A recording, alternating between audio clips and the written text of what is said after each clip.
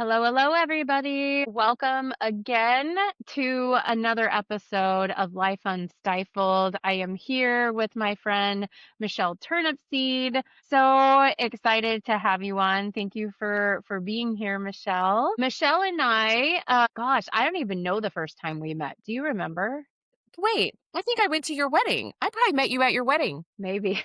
I That's funny. Maybe. Weddings are a whirlwind. I don't even remember you being there, but you Well, probably were. I went at well, and because I remember it, and I was there as Brandon, because I knew Brandon from Concordia and then from camp, and so Brandon's the whole reason that we sent our son to camp at the age of 6. He was like, "No, he's Yeah. him." Which you probably knew my brother Yes. more than you knew me, Yeah. at that time, or at I least went to David probably did.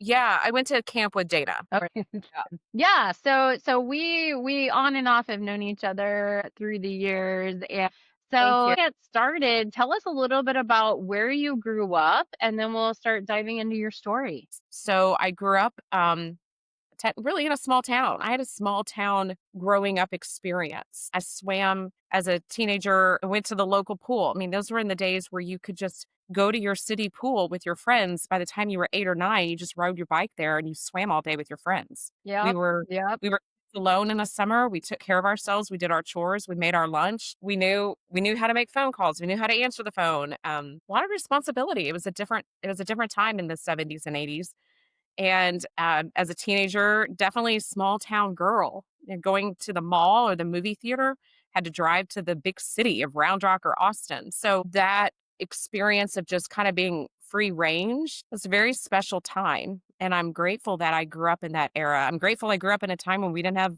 social media, we didn't have devices. Um, Yes. Well, grateful that I went to college in a time that didn't have that yeah, either. yes. I'm so glad things were not documented. I'm so grateful for that. Yes. And It's all even up in here or in burned, thing. photographs. Gosh, it's crazy. I'm like, "Oh, man, I'm so glad there's, yes, no blueprint, no footprint of any of that out there in existence." Swimming in the local river, the Blue Hole, I wasn't supposed to do those things, but again, I was a free range teenager, so I was left to my own devices, and Yeah. we rode our bikes to the river, we went swimming. Even in high school, we would leave during the lunch period because we had a full hour. So I have memories of my senior year, we would go swimming during Oh, lunch. Just wow. clean That's off the road to go awesome. swimming. It's just, it sounds like something from 150 years ago, doesn't it? Right, or from a book, right? Yeah, Like, from a book. oh, it's funny, my girls will, like, always reference, "Oh, you grew up in the 1900s." Like, "I sure Oh, did." the So last weird. century. Well, it was funny, I was talking to my mom the other day, and she was like, I let my daughter, come home, and we were gonna be home a couple hours later, but I'm like, "She's gonna be fine, like, just drop her Yeah. off at the house, like, she'll be fine." And she was like, "Oh, are you okay?" I was like, "Mom, when I was in 4th grade, I was home alone, like, all day. Do you not Right. remember this?" I was like, "And she's a teenager. She's gonna be fine." It's so But, yeah, it's funny. how it's Just changed. My mom a different does similar world. things. Yes. Yes, yes. All right. So you mentioned kinda growing up, and as we get into your story, let's talk about what that was like. You grew up in a small town, and share with us where your story begins and your journey to where you are today. Yeah, I think much of what I realize about my childhood, as I've raised my own children, and I've been as present as possible in the home. I've worked from home for 18 years now. There's been plenty of things that I'm sure my children have been up to that I've not known about, including Mhm. now. That is a reality. But once I was in the home and I was with them all the time and just in and out of their summer activities, I realized how much I was not monitored. And Mm, that was through no fault of anybody. That was just how it was. Both parents right. worked in the 70s and 80s. That both parents work outside the home now, but in those days you didn't work from home. That wasn't even an option. No, yeah. But I have realized that I had a very active internal life, and just fantasy maybe isn't the right word, but when you're living in a time when you're home alone and you've got TV, that's basically your outlet. You have books. Obviously, I probably watched a heck of a lot too much TV. I have no doubt about that. Because there's only so many books and so many hours a day you can read, and then you so many hours you can swim and all of those things, but so it wasn't that I was completely unmonitored, but like I said, I'm grateful I did not have access to the things kids have access to now.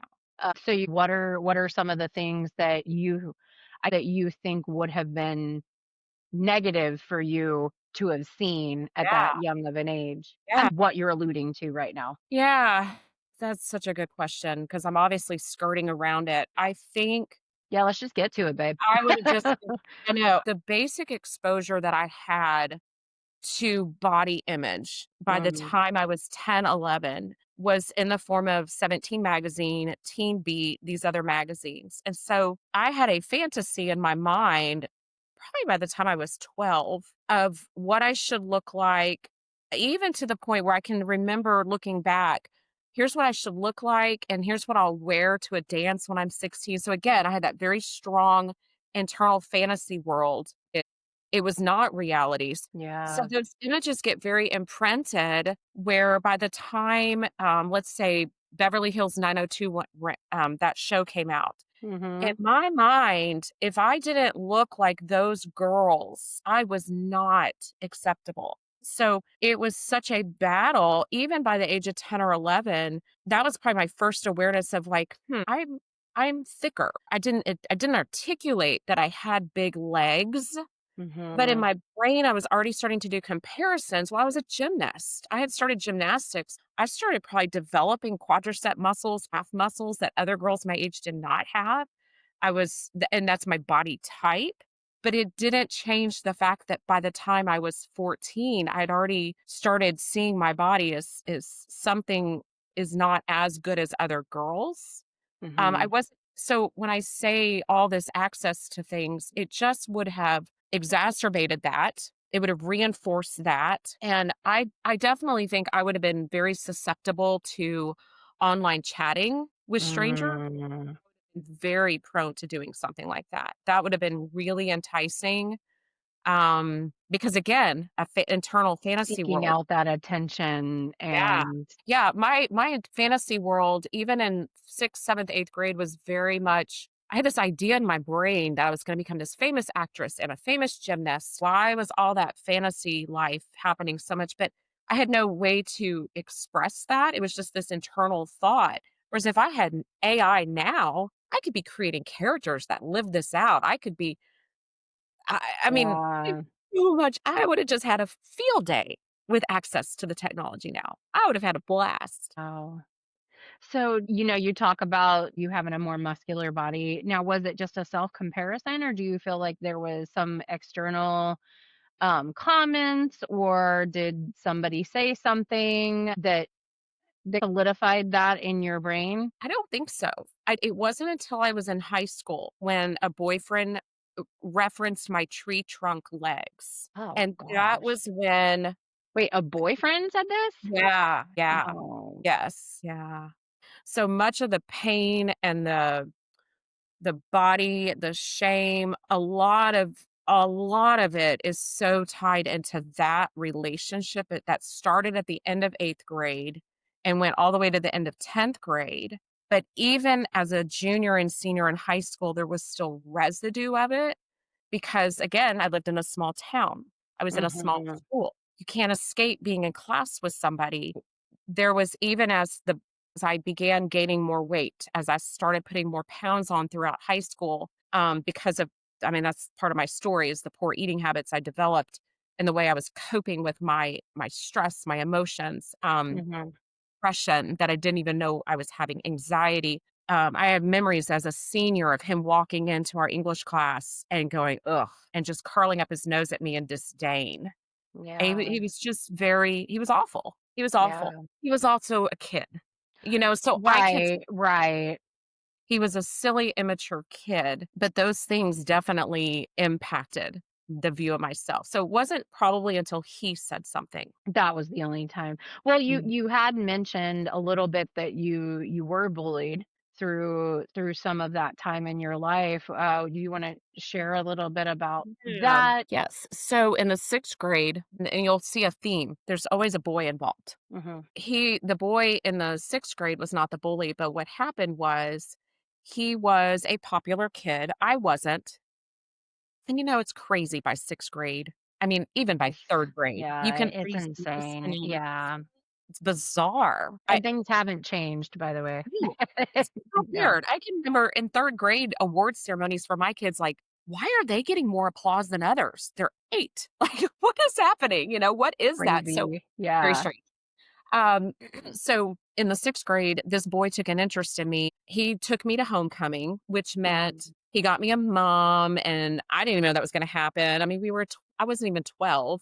I all this attention lavished on me, and all of a sudden, I was somebody because this boy, we were going together, is what it was called then, and it lasted like 3 weeks. But in the course of that 3 weeks, it felt as if every girl in the 6th grade turned against me. Now, I will say some of my closest friends would not talk to me during that time. So that did happen. At least that's my memory of it. And even some of my church friends, and there was one particular girl who I was not friends with, and she was bullying me. She wanted to beat me up. She would threaten me at school. And so this was in 1987. Yeah. And you've got an 11-year-old girl who's very scary. She was mean. Her reputation would preceded her. And so she was gonna beat me up. And I don't remember the exact threats. I just know my stomach ache was horrible every day after school. I was sleeping on the couch after school because it was just I was exhausted probably from what I'd been dealing with. Mhm.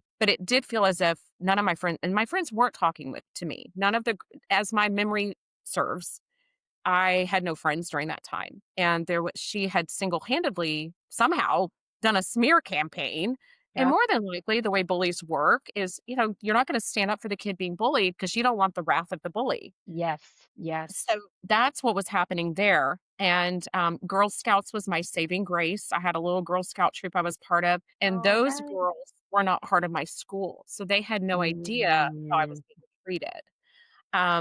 But really the upshot of all of it was probably just simple jealousy, just basic silly Yeah, kids being jealous and they try yes, to put other people down because yeah, yes, and that's but yes, it at and I tell my girls this a lot just to, or actually I tell myself this is whatever my girls are going through that I think is kind of silly, it's their world right yeah, now and that is all they know and I can't diminish it at that time because this is their world. This is everything to them right now. everything. And it's funny as I like how you're like, yeah, now looking back, it probably wasn't as crazy, but in that moment, Yeah, that was how you felt and that does shape us. And I think it because does, it's our world and that's all we know. yeah. Well, and with the beauty of it, God is so gracious and how he orchestrates and takes the grief and the things that we deal with and uses it because when my one of my girls was in 6th grade, she went through a similar thing. Mm. And her best friend decided one day, "I don't wanna be friends anymore," and they'd been friends since they were 2. And it was so devastating, and she did turn other girls against my daughter, um, Um, and what was the gift of all of it was being able to talk with my child and tell her my story and say, "Can you see that God permitted that because I get what you're going through. I was yeah. you. I was there." Now, fortunately, nobody was threatening to beat her up, and it wasn't all Right. That you know of. Yeah. yeah, girls being girls and catty and all of that. But Yeah. it was a lonely time for her. But as a mom, I was able to connect with her deeply because I had been there. Well, and how did that resonate with her? Oh, it did. Was It that did. helpful or was she still like, "You don't understand, mom?" No, she saw, she could see it. She's a deep well. She could see that and I being able to encourage her, like, "You're going to get through this. I know this is so painful right now, but Yeah. you will come on the other side of this. You're gonna grow in ways you can't even imagine. It will God is gonna bring you through this and shape you and make you stronger," and he did, but had I not been able to connect with her on that, it would have been, I mean, if I had been the mom that always had the friends and always had da da da da, all the things, You wouldn't have it been would have been able to relate. hard. Yeah. Yeah. So that was your middle schoolish Mhm. experience. No, You I don't did know to dig into the other. so uh, if you wouldn't mind yeah, sharing kinda what happened at age 13. yeah. Yeah, I believe I was 13. So the summer I was 13, there were a couple of things that occurred, and I could be getting the years wrong. I have learned we remember what we remembered last, and so every memory we have is actually remembering the last time we remembered it. So it just Interesting. yeah, that's Yeah. on a podcast somewhere. It's So our like a telephone game with yes, yourself. it is. So there are truths in there, but then there's slight tweaks that happen. There was one summer in middle school where I began having a seizure disorder. I believe it was the summer I was 13. It was before 8th grade. That summer had two pivot moments. The first grand mal seizure I ever had. I don't know how much that impacted me because I don't remember a lot of it. Because when you have a seizure, you don't remember it. But there is a lot of embarrassment around it, and you just are very embarrassed by the whole experience. I had to have a few more seizures before they did put me on medication. There was a whole variety of reasons around that, but that is a situation that happened that summer, but at the swimming pool that I said I went to unattended because we could back then. But what I will also dig into that I just started talking about, the more I share it, I do believe there's healing in it. And I believe it's good for women to talk about this. I was at a friend's house, and again, we were the kids that didn't have the parents there. So there was a pool. Mhm. It was a best friend that I had grown up with, and we were at her pool. Her sister was there, and I know that there was one other friend of mine there. So there were at least 3 13-year-old girls present, and then one 15, 16-year-old present. And at some point in this afternoon, there were 2 boys present, and they were super popular. Adorable, hot, cute, you name it, they were that. So in the midst of this afternoon of swimming, they decided to start repeatedly dunking me and rip down my bathing suit. My memory is thinking I'm going to drown, swallowing gobs of water. So I wasn't able to get my breath. I do remember coming up out of the water when they quit their game, and I'm thinking there were at least 2 other girls there were out of the pool at this point. I don't think the girls knew what to do. I think they Mhm. were scared. They were terrified. The bathing suit had been ripped down. And the next memory I have of this experience is being out of the water and the boys making up a song to mock my body. Mm. So I had a larger chest than most girls my age. It's an inherited trait. Um, I had never felt shame over my body like that until that happened. And my memory is I joined in the song, because what do you do when you're being bullied to make sure they don't know you're hurting you? You join in with them and laugh at yourself with them because you're not going to let them see you're hurting. You're not going to let Yeah. them know. And I went home and I told my mom immediately what happened. There was never another conversation about it that I recall until a few years ago. I was chatting with a friend of mine that is one of my closest friends, and she said, "Michelle, that experience impacted you. We were juniors in high school, and you were still talking about it with me." I'm like, "Dang, I don't even remember that. I don't even remember still talking about it." So I went through some therapy a number of years ago, and I shared this experience with a therapist, and she said, You were assaulted. That was an assault." And I was like, "What? They didn't touch me that I have any memory of." She's like, "That's an assault. There would be charges now for that." And that was such a validation of the crime that had done against my body. Yeah. Because I think on the spectrum of violation, there are women who have been violated in a various ways, but don't have a name for it. Yeah. And anything that's been done against your body, against your will, especially when you've been physically overpowered, is trauma. Right. And it began a journey of shame over my chest. At the same time, how do I get attention now using this to my advantage? Mm. So that if I had been given a rockin' killer body, I would have made some really bad choices left and right. But because I started struggling with my weight somewhere around the age of 15, 16, there was a lot of protection in having extra weight on my body because I Mhm. wasn't getting attention from my body anymore. because just knowing how I struggled with sexual temptation as a teenager, because it's all morphed and tied into all of Right. this. Because, Right. you go through a trauma like that, and women that have gone through, actual rape or sexual assault, it changes the development in the brain. I'm not sciency enough to know what it does. I just know it does, and it disrupts the natural design God has for sexual development. So it's weird to say I'm grateful that I had a weight problem, but there was probably some protection that occurred due to that weight issue. Now, what Yeah. it meant was I was more susceptible to anyone who really loved me and gave me attention. So I was more susceptible to that when it Gotcha. happened. I would just take what I could get and grab onto it. Yeah, first of all, I think more women than you realize probably feel the same way. As in, I think it's okay to honor the fact that in your teenage brain, that if you had had the perfect, awesome rockin' body, you would have enjoyed getting that attention in that way. And I think we tiptoe around it because that's not what we're supposed to say. We're supposed to be Mm, chaste and proper mhm. women, and especially if you grew up in the church, it's like, how dare Yes. you? How dare Oh, you want to be idolized as a sexual idol? And and I myself have fallen prey to that. I think it's okay to admit that. Like that is part of human. That's part of being human. And I'm just going to postulate here, not knowing your full story, but maybe that was God's way of protecting you mm, from that.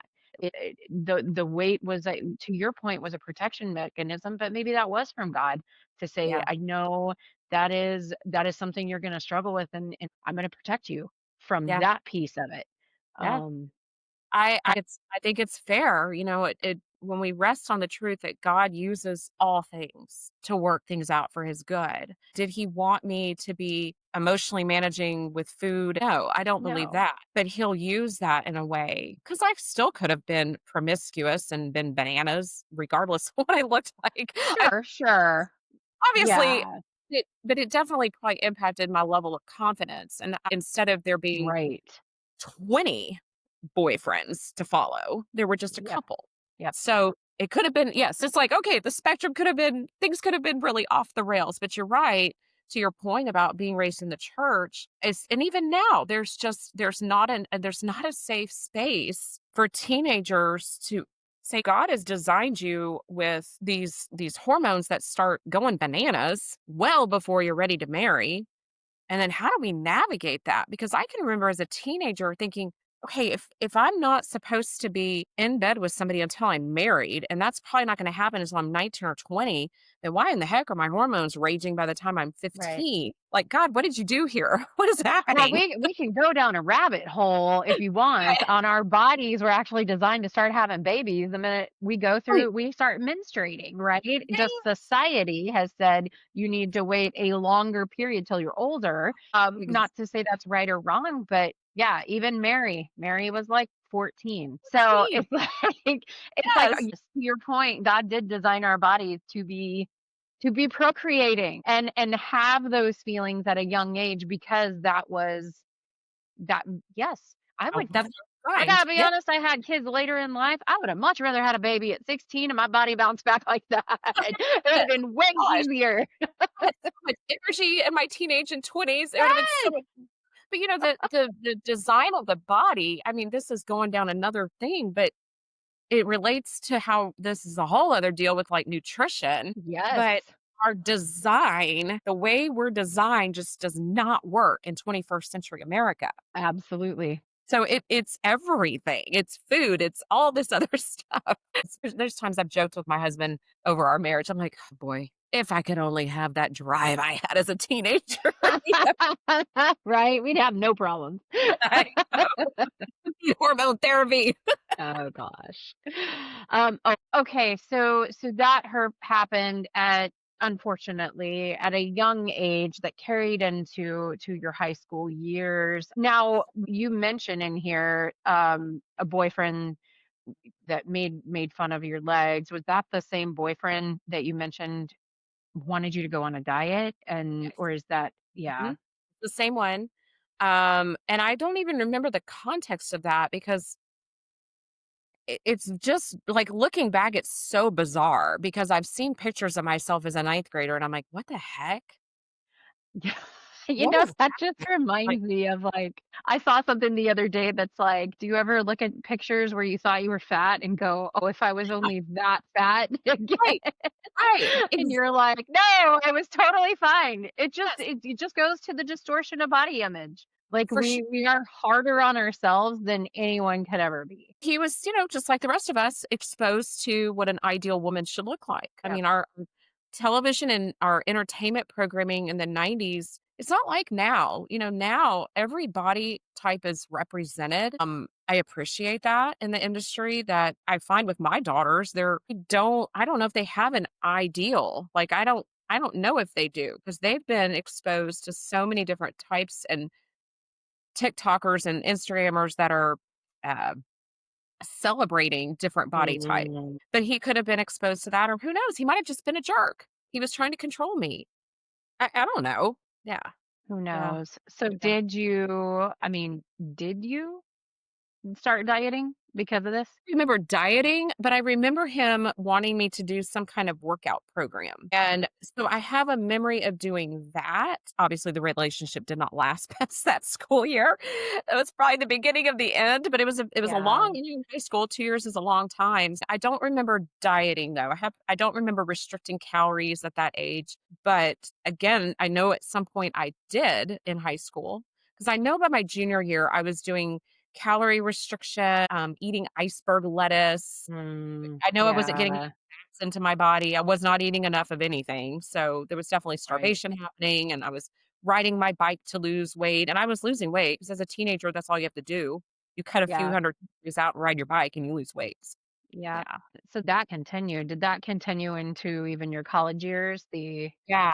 the Yes. dieting and hmm yeah, kinda walk us through that experience. So, just like any other college student, once you go into college, I actually lost weight my freshman semester. I was in the marching band at Texas Tech, and if you've ever watched them, they run onto the marching field in a high march. It's actually a run. It's a high knee jog, and then Yeah, they high knee march the show. And so, while other kids were gaining 15 pounds, I probably lost 10 to 15, but I had horrible nutrition habits. I had your yeah, typical college diet. I didn't eat. I drank a ton of soda, like full leaded Dr. Pepper, ate in the dining hall. It was all ultra processed, midnight runs to Pizza Hut, Taco Bell, all the things. You can kind of get away with some of that if you're exercising and doing that kind of deal. But over the course of several years, the weight it just piled on. And I was dating somebody at that time who was all wrong for me. So I actually ended up engaged to him by my junior year of college. He had been married twice. He had a child. Yeah, my kids still can't believe I dated somebody like this.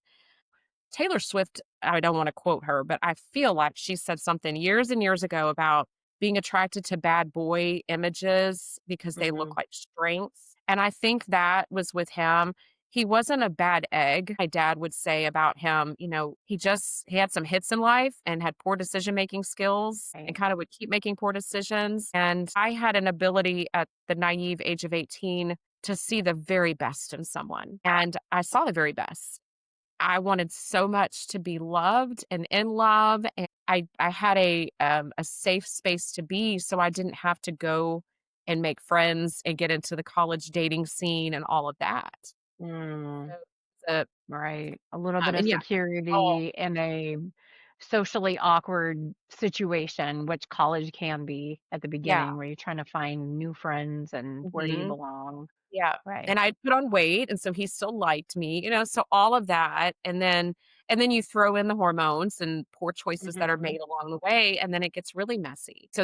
But that to say that God was always with me. He saw me, and I had enough girls in my life. It was a gift. They prayed for me. So I really went through a spiritual awakening as a senior in college at Tech, where I started understanding the grace of Jesus in a way I never had because my upbringing somewhere along the way I had learned or believed that if I had unrepented sin and I died, I was going to hell. That was never taught to me. ever. Wow. So how that got into my brain, but see, that's all it takes is for one thought. So when I was a senior in college and I grasped that even in the midst of my wanderings, I had never been so far gone that I was not part of his family. Mhm. That kind of peace that came over me, that understanding of what unmerited favor is, it ignited something in me, a passion for Jesus that I had never had at that level. So much so that as I graduated college and then began teaching, during the course of my first year of teaching, I only taught 1 year, I knew I want to become a youth minister. And Mm. I want to minister to teenagers. That became my and that led to me going back to college to become a DCE. That's how I met your husband. So when I Um, came into college, I had a past, I had a story. I was a second career student, and but I was so passionate about ministering to teenagers and then them being seen and not overlooked. And I was always drawn to the girl, especially the girl that I could tell was hurting. And I could mm. typically tell, even if a girl looked like she had it all together, I could see when there was pain there. The You went back to school, and, in that time, is that when you met your now husband? By the time I met him, I had lost like 50 over 50 pounds. Oh, And wow. so I was cute enough and fit enough and charismatic enough that I could have dated anybody. So met David and within 6 weeks we knew we were going to marry, and he was the man that God had always had in mind for me. And I think one of the most beautiful moments in our dating was when we must have had some kind of little minor conflict, and I just wanted to leave. I was like, "I just need to leave." He lived with his best friend at the time, and he wouldn't let me leave. He wouldn't let me just run out. I was like, because I just obviously didn't like conflict. I didn't wanna deal with it. I don't even know what it was about, Yeah. and said to David something along the lines of I just have all this brokenness that I'm bringing into this, and he said that, "I love all of you. I love all the parts. I want all of you, including those broken pieces," and it was like, "Okay, you're the one. You're fighting for me."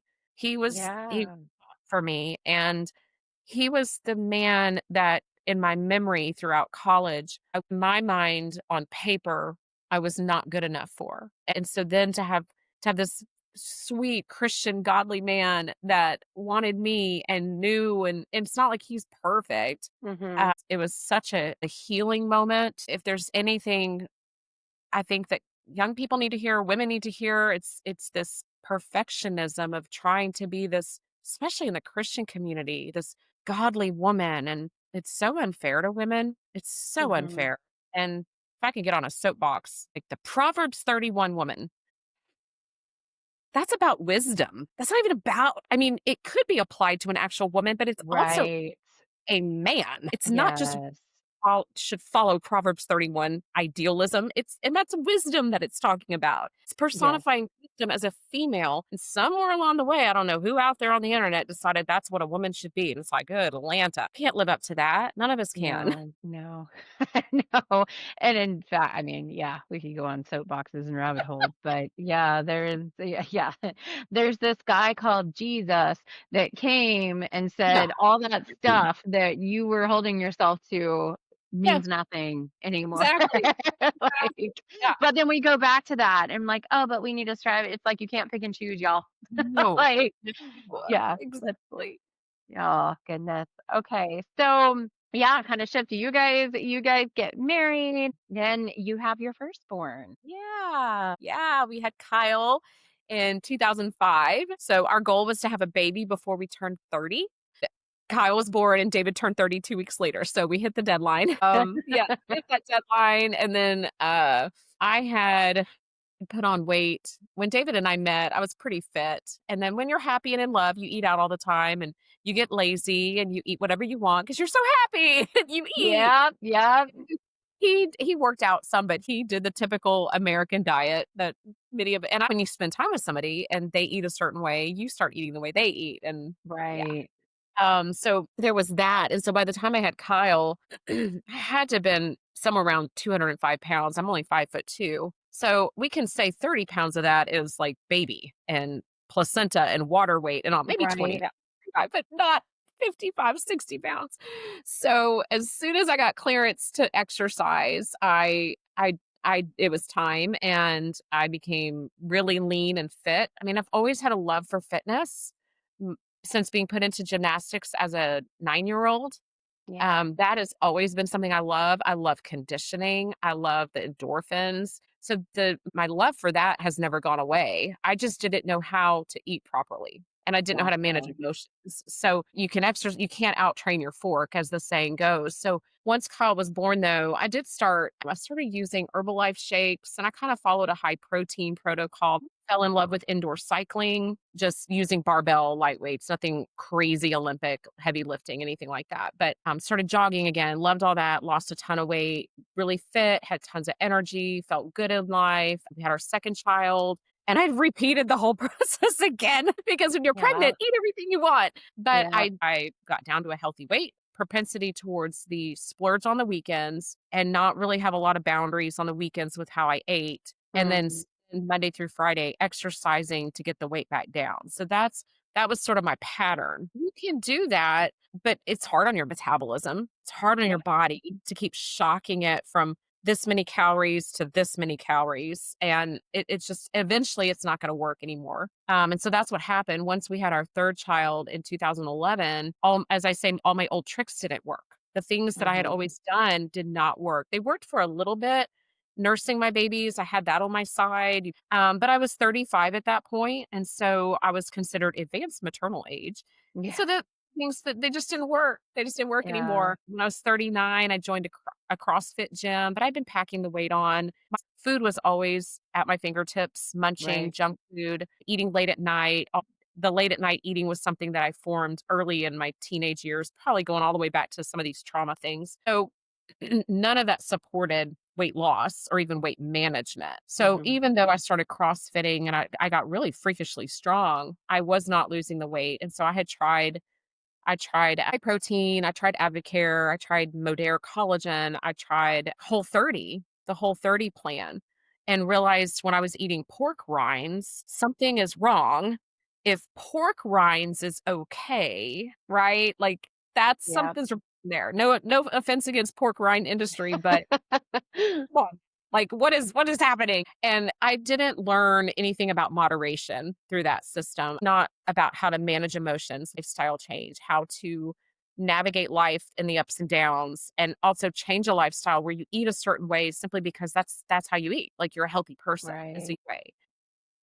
By the time COVID hit in 2020 and I quit CrossFitting, the weight just kept packing on, as it did for many of us during the shutdown. So by the time COVID rolled around, that I was like, well, I guess this is just how it's going to be. I'm just going to exercise to try to keep the weight from going too high. But the the funny part, not so funny, is I didn't even know what my weight was. I didn't get on a scale. I was scared to Mhm. death. So I had no way of monitoring what I was doing. I just kept stuffing myself into my pants. Yep. And so my mind, as long as I could get those jeans buttoned, I was okay. But my jeans would rip, like they were bursting. I was horribly uncomfortable in them. So they didn't fit. But Yeah. self deceiving ourselves is it's really easy. Yes. It's like Yeah. this, tub of jeans that I still have. I probably bought these jeans in college, like my late Oh, college years, but I cannot get rid of them for some reason. And I actually it was funny, kinda just sidebar, but, with style changes, so the '90s style is, like, back in again, right? Just with it the is. the faded jeans with the boot cut and, the flare legs, and so I grabbed that tub and I let my daughters try them on and they love them. So they got like hundreds of dollars of vintage jeans. So it is so cool. It's funny you say that because my daughter recently, the youngest, said, "Why did you save everything, mom?" Because she bought Old Navy shorts off of something online, vintage. They're from the late '90s, and I looked at them and I went, "I had shortalls and overalls in that same print, that same Yep. dye, red, everything." She's like, "Mom, I had Doc Martens, but we don't know these things are going to come around again." Nope. So I for know you, now. I'm like, girl, keep your stuff because yeah, again, it's gonna come right. back. The trends are gonna come back. Just like the Yep, side part, it's gonna come back. I told that, them, yes, it's I was like, give it 5 years. This middle this middle thing that you guys do is gonna go away. I'm like, they're like, what do you wear a middle part? I go, yes, but I don't mush my hair down in a helmet, ladies. I was like, it's not flattering. I'm like, you have such a pretty face, but So it's funny. funny. Well, and aren't we glad that the bangs of the 1980s, 90s, the late 80s, yes, aren't we glad the flower is not coming back? Oh, No, so no, it is not. I actually have on another podcast, we were talking about that. And how you would curling iron and then brush and spray. yes, And it was like the yes, bigger the better. It was so that's great. the white brain hairspray that left the Yeah. little particles in your hair. The Aquanet. Blech. Terrible. Oh, no wonder we're all dying now. But Right? just spraying hairspray right in our face. Oh my god. Yes. But yes, so I understand not wanting to let go of those clothes that fit once, and then I don't know. I feel like it's kind of like self-damning sometimes, where you just like, no, Yeah. one day I will, and it's okay. Your bodies change after you have babies, Oh, yeah, and just the shape of your bones will oh, never go yes. back, and so the No. way those jeans fit will never happen Yeah, again. that's true. Um, 100%. so COVID happens, the weight started coming on. At what point did you hit a, like, "I gotta do something" Yeah. moment? I probably spent, I mean, really the next 2 years just exercising and at some point in there just accepting, this is just how it is. Yeah. I literally thought the best years of my life physically are from my 20s and 30s. And wow, I wish I'd known then what I have now. And this just must be part of being in my 40s. And this is just how it is.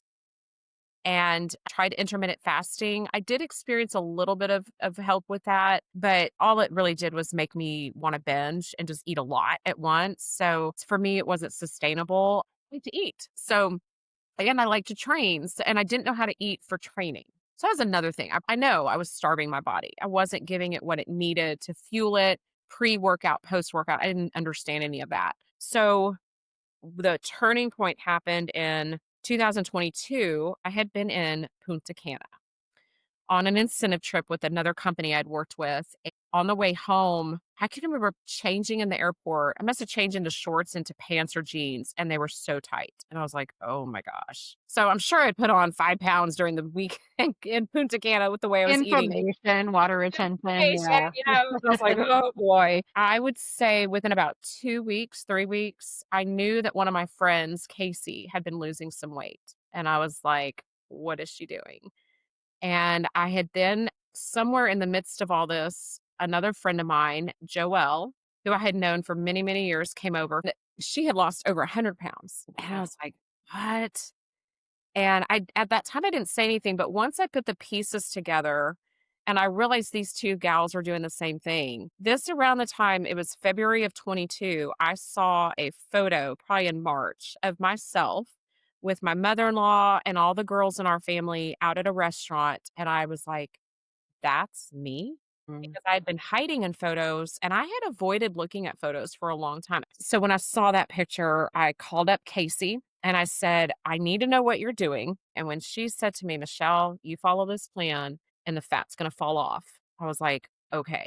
Well, what's interesting is that was in 22 and I already knew of this program. I had already turned this program down about 5 years prior. A friend of Oh, mine had done the program. She did not connect me with her coach, but she sent me the website. That's like a big no no. The reason you don't do that is because there's no human connection. right. And I went to the website and I saw the price and I was like, heck no, I can do this by myself still.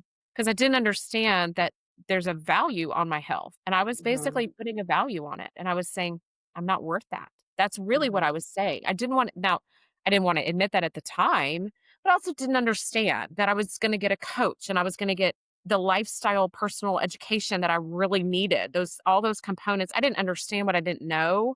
I just looked at the price of some food and was like, no. So here we go, fast forward 5 years later, and I've got 2 people I know very close to me that are like, "Get into this, do this, it will work." And so I called up my friend Joelle, told her what I wanted to do. I'm gonna clear it with David.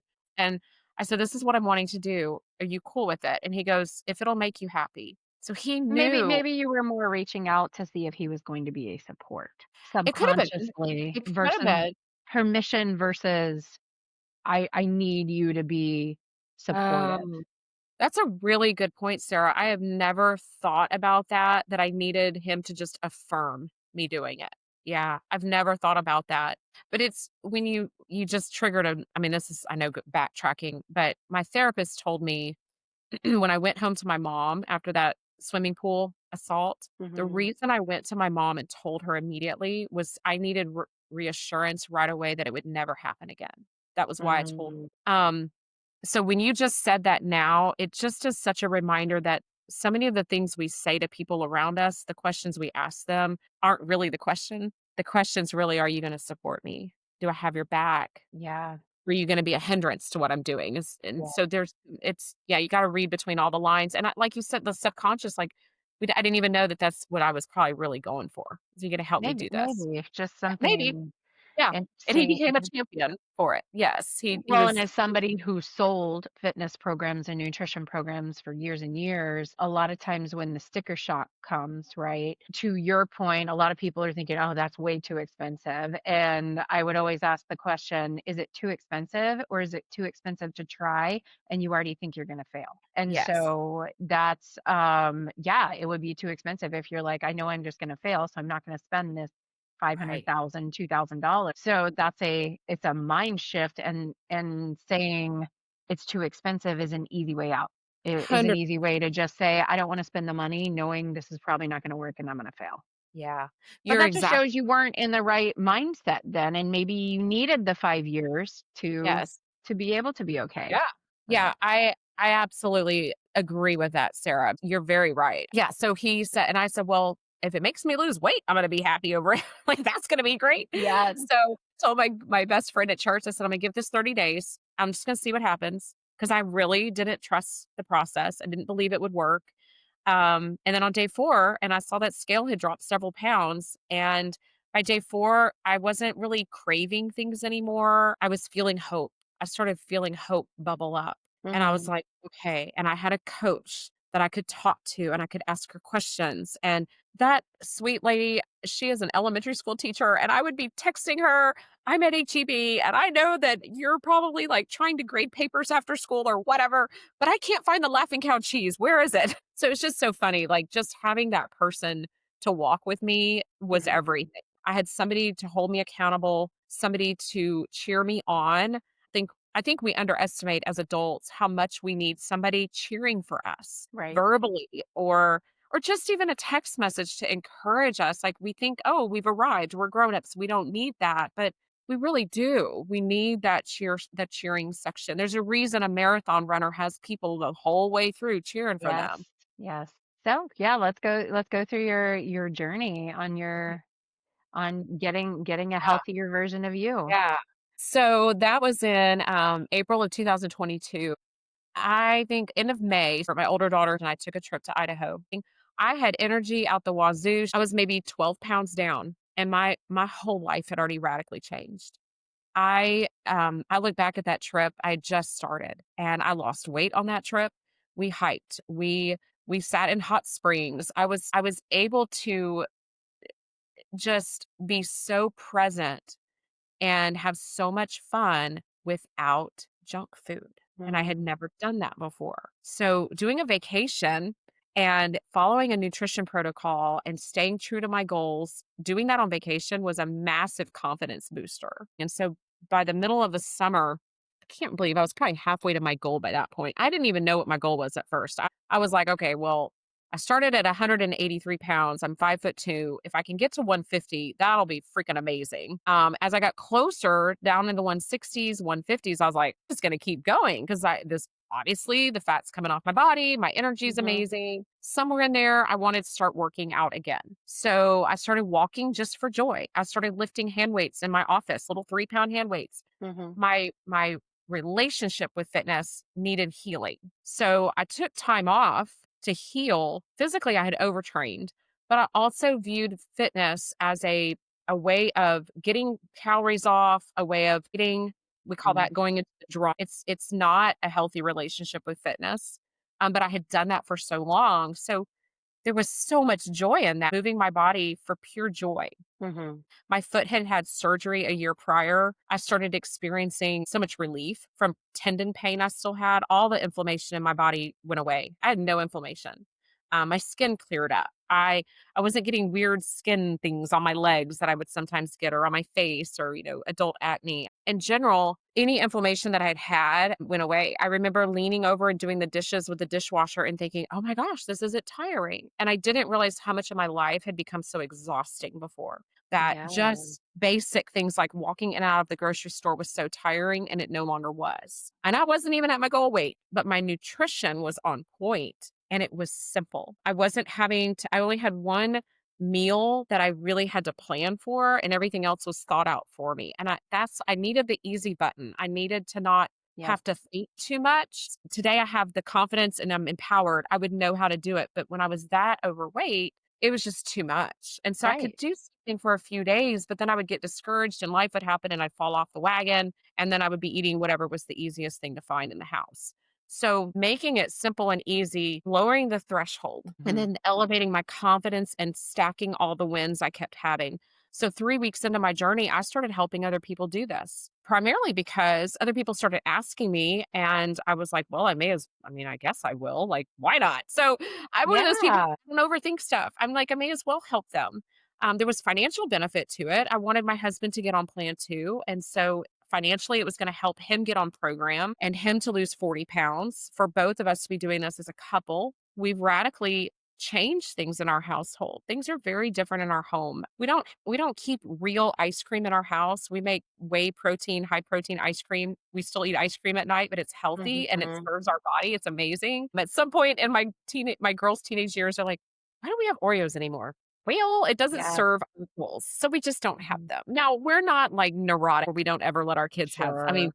there's ultra processed food in my house. I'm not, like, crazy, like, not letting them have this stuff, but there's just been these tweaks that we've made, that we've really been intentional about making for David and I, because as I was going through the weight loss journey, my dad, his health was declining, and what was amazing about that whole experience was the energy that I had mentally, emotionally, spiritually, physically to navigate all the ins and outs of dad's surgery, his declining health with his kidney failure, all that that was gonna entail, in and out of the hospital, in and out of the rehab. I was able to do all of that while staying true to my nutrition goals, lose weight through the process, but I know I was able to handle all of it emotionally because my body was being nourished. And had I been putting ultra processed food in, drive-through food, restaurant, takeout, whatever, um, I just know it would have been harder, and it was still Yeah. hard. That was such a testimony to me of the relationship between what we eat,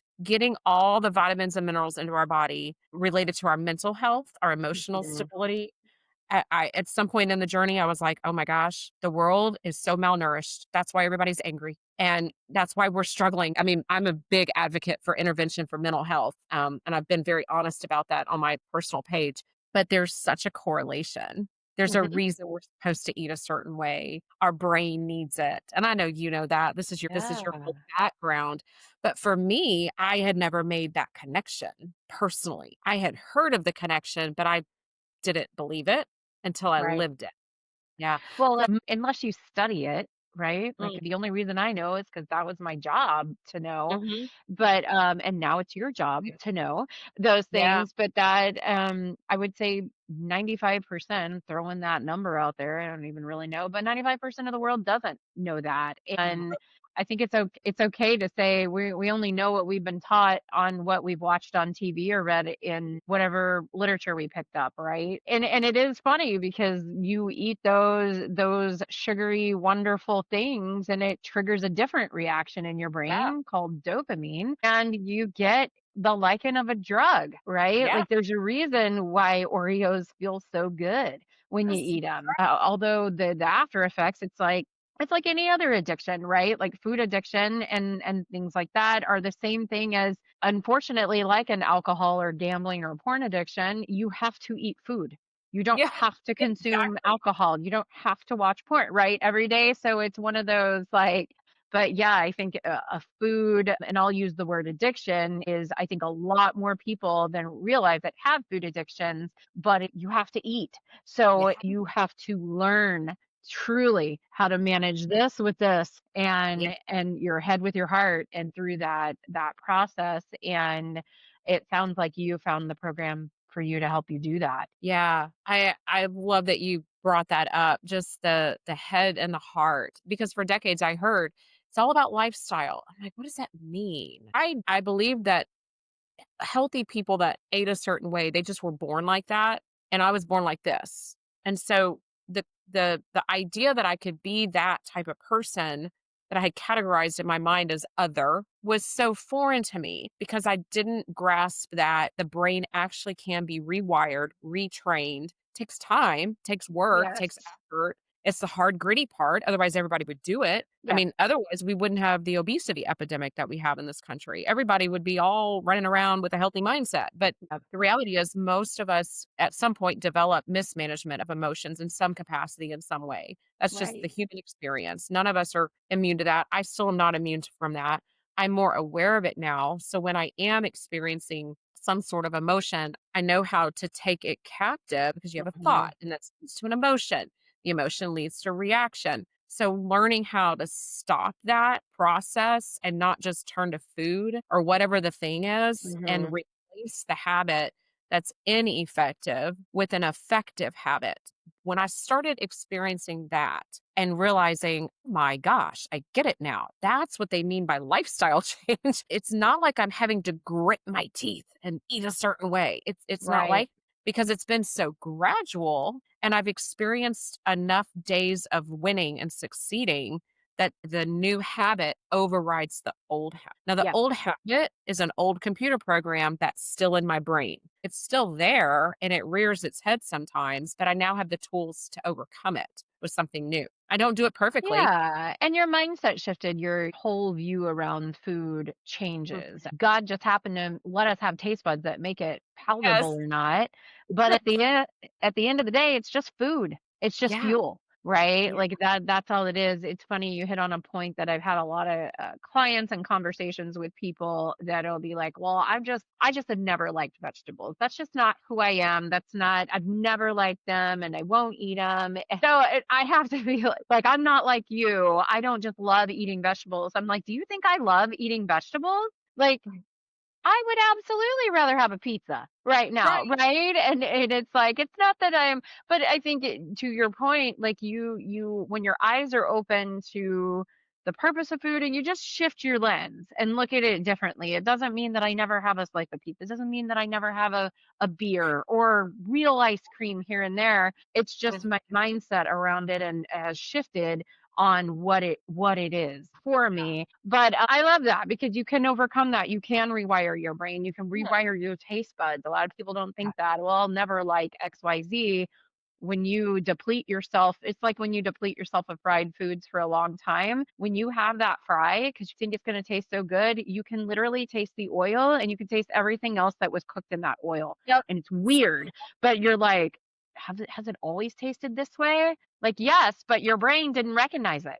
Like, yes, uh-huh. it has. So it's interesting that you bring that up because again, not to go down a rabbit hole, that's a whole hours long episode on in and of itself. But I just think it's awesome. You and I were friends on Facebook for a while, and I remember seeing your journey and just being like, man, like, and you and I had conversations, I think, prior to 2022, as well about some different things, just random texts here and there. Yeah. But I think at the end of the day, I love that what you do now, and if you want to talk kind of come full circle, it's 2025 now. It's been 3 years. Share with everybody how proud you because I'm proud of you. That's it. It's yes, it's a rewiring of the brain, and you might say, oh, it was an easy button to have everything prepared, but I don't think that's easy. You Right. still you still battle what's going on in the brain and in the heart and what you want versus the long-term gains of what you want. So would love to hear just how much Yeah. total weight have you lost? You've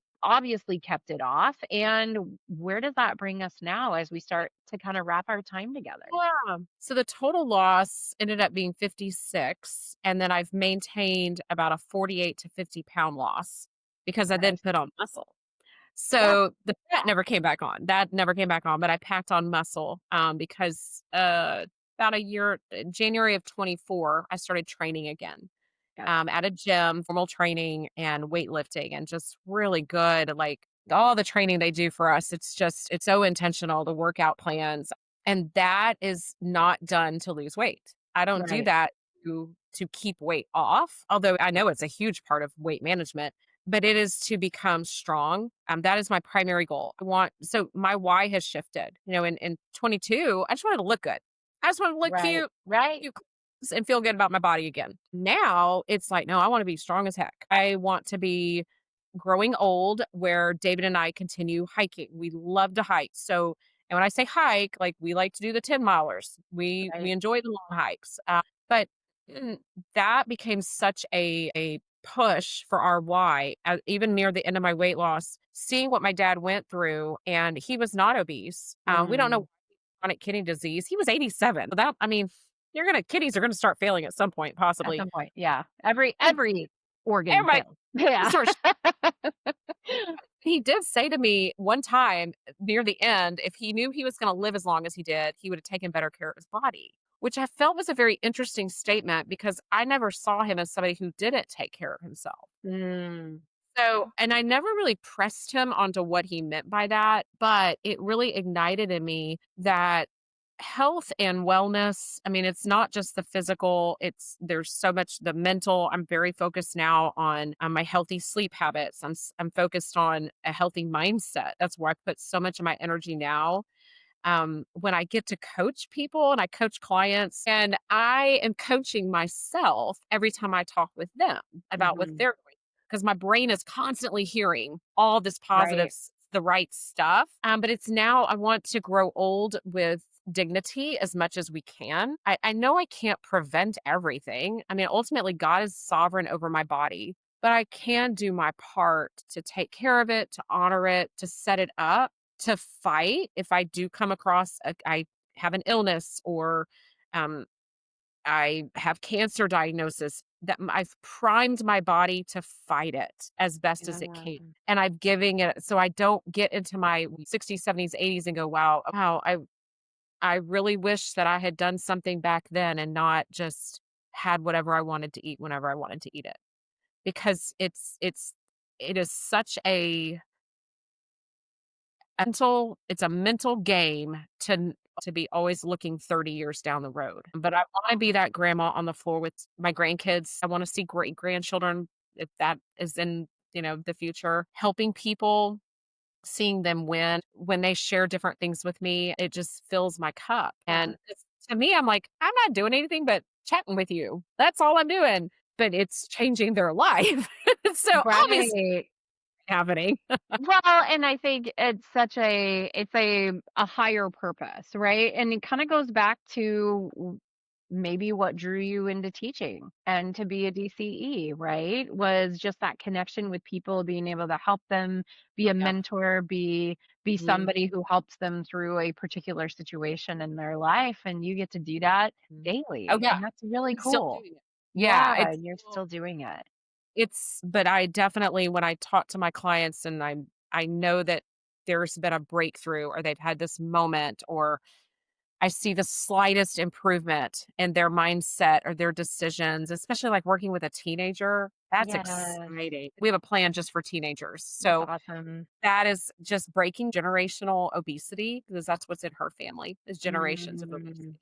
So, yeah. Gotcha. Well, and we will put your contact information. We'll put that in the show notes. So if anybody watching this resonates with your story and even just wants to reach out and either talk to you about what they're going through or interested in it's not just I did the plan for a few months and I use it now as more of a maintenance type thing, but I have lost 25 to 30 pounds just depending on where it is. And I won't give my testimony on here because this is about you. But I like being able to have the ease of the grab and go. I've got two very, Right. very active children and my full-time job. But all that to say, definitely we'll put a link to all that in there so that you can reach out to Michelle if that's something you resonate with. But I love the program. I love what it does. And coming from a fitness background, yeah, I can say not every program is perfect for everyone, but Right. at the end of the day, you find what works for you, and this might be, for you watching out there, this might be your next step on what you do. My whole point of doing this podcast is really encourage people to live a life unstifled, to break free of whatever chain is holding them back, or to jump into something that they have felt they couldn't do. What are your 1 to 2 nuggets that you would like to share with the audience on how to live a life unstifled? I think if you have a desire in you, especially if it's something that continues to bubble up again and again and again, there's a reason that desire's there. It's been put in your heart by your creator, and it's worth exploring and looking into. I see so many people held back by fear of failure, fear of, well, maybe I make the wrong move. Okay, so you made the wrong move. Make the move though.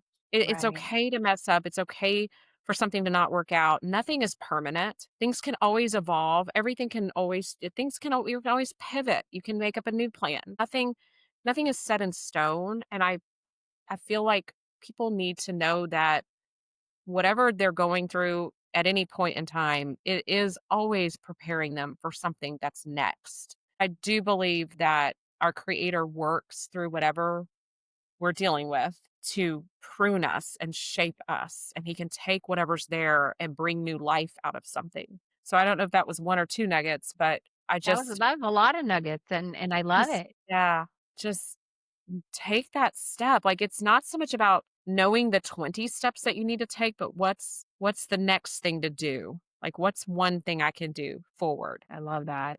Well, I'm going to leave your words echoing as we wrap our time together. Michelle, thank you so much for sharing your story, sharing the hard parts of your story. And again, anybody watching this, if you want to reach out to Michelle, we'll put her contact information here. Thank you so much, Michelle. And yeah, and to our audience out there, just live a life unstifled.